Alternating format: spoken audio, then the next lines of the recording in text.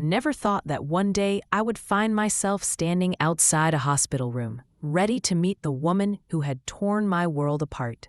But there I was, heart heavy, mind spinning with memories and questions I had never dared to ask out loud. I could hear the soft beeping of machines from the corridor, and the faint smell of antiseptic filled the air. It felt cold, yet strangely peaceful. The kind of peace that comes before a storm. For months, I had imagined this moment over and over again. The moment I would confront the woman who had stolen my husband's love. The woman whose name I could barely say without my voice trembling. Her name was Claire. I had seen her pictures on his phone. The way she smiled. The way she looked at him with a kind of light I had not seen in his eyes for years. And every time I saw her face, I felt a fire burn inside me. A fire made of betrayal, anger, and heartbreak. But life has a strange way of softening even the hardest hearts. Because when I heard that Claire had been in a terrible accident and was now lying in a hospital bed, fighting for her life, something inside me began to shift. I could not explain it. Was it pity or guilt? Or maybe a desperate search for answers? I did not know. But I felt an urge, a need to see her, not as my husband's mistress, but as a person, a woman, a soul who had made choices just like I had. When I reached her door, I stopped my hand, hovering over the handle, my heart racing. I wanted to turn back, to walk away, and pretend I had never come, but something whispered to me, "Go inside just once, face it all, and maybe then you can breathe again." I slowly opened the door, and what I saw was nothing like what I had imagined. She was not the woman from those beautiful pictures. She was pale, her hair tangled, her face marked with bruises, and her eyes closed, as if she was lost somewhere between pain and silence. For a long moment, I just stood there, frozen, unable to move, unable to speak. I had built her in my mind as this powerful enemy, someone who had everything I did not. But seeing her lying there, so fragile, so broken, it was like watching the reflection of my own pain, my own mistakes, my own loneliness. I stepped closer, my footsteps echoing softly in the quiet room. She must have felt it, because her eyes opened slowly, and when she saw me, there was a flicker of recognition and then guilt. Her lips trembled as she whispered, "I know who you are." Her voice was weak, barely a breath. I wanted to hate her. I wanted to yell. I wanted to let out the storm I had been carrying for months. But when I looked into her eyes, all I saw was regret and a deep sadness that no words could describe. She whispered again, "I am sorry." And in that instant, the anger I had held onto so tightly began to fade like smoke disappearing into air. I sat down beside her bed, the silence between us heavy, yet strangely comforting. She began to talk slowly, haltingly. She told me how she had met him, how she had believed him when he said that our marriage was already over, that I had stopped caring, that I had moved on. She said she never wanted to hurt anyone. She just wanted to feel loved. And in those words, I saw a truth I had been avoiding. Because maybe she was not lying.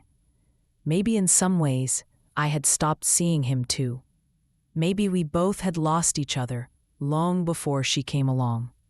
As she spoke, tears filled her eyes, and she kept saying, "I am sorry," over and over again. And for the first time, I did not want to make her feel worse. I just listened.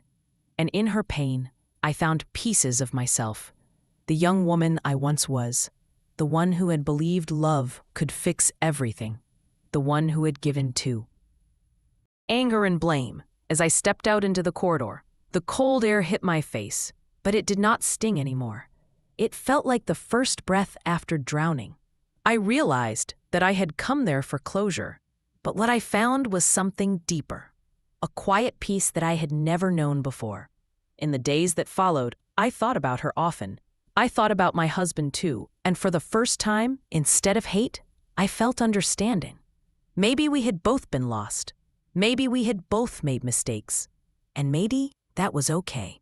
Sometimes people drift apart, not because they stop loving, but because they forget how to see each other. They forget how to listen, how to care, how to fight for what truly matters. And by the time they remember, it's too late. Weeks later, I heard that Claire had recovered. She had left the hospital and moved away. No one knew where, but I hoped she found peace, because I had found mine. I learned that forgiveness is not weakness. It's strength. It's standing in front of the person who broke. Much until there was nothing left, I realized we were not so different after all. We were both just two women broken by the same man, and by the same dream of love that had turned into something else. When she finished talking, the room fell silent again. I looked at her, and for the first time, I did not see a rival. I saw another soul trying to survive her own mistakes.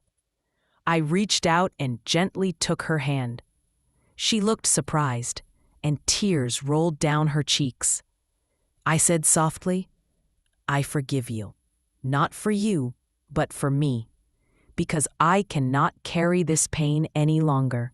Forgiveness is not a gift to someone else. It is freedom for your own heart." And as those words left my mouth, I felt something inside me unlock, a door I had kept closed for too long. I stood up and looked at her one last time. She smiled weakly and whispered, "Thank you," and I nodded before walking toward the door. Every step felt lighter, as if I was shedding the weight of all those nights spent crying, all those days filled with Anne. Your heart and choosing to let go, choosing yourself instead of the pain, choosing to heal instead of hate. I remember that day so clearly. The sound of the machines, the smell of the hospital, the way the sunlight filtered through the window, landing softly on her face. Everything about that moment is carved into my memory because it changed me forever. I walked in as a woman broken by betrayal, but I walked out as a woman reborn, not because I fixed what was broken, but because I accepted it. Because I learned that sometimes life shatters you, so it can teach you how to rebuild yourself stronger, wiser, and freer. That day, I left behind more than just anger. I left behind a version of me that waited for someone else to make me whole. I realized I did not need an apology to heal. I did not need revenge to move on. All I needed was to forgive, to understand, and to walk away with grace. Because real power is not in breaking others. It is in choosing peace when the world expects you to burn. Now when I think of her, I do not see the woman who destroyed my marriage. I see the woman who unknowingly helped me find myself again. She was not my enemy. She was a mirror reflecting everything I had lost and everything I could still become. And for that, I will always be grateful. So if you ever find yourself standing outside a door, trembling with anger and fear, remember this. Sometimes the person behind that door is not there to destroy you, but to teach you the meaning of forgiveness and love. And when you finally open it, you might just find the courage to let go and begin.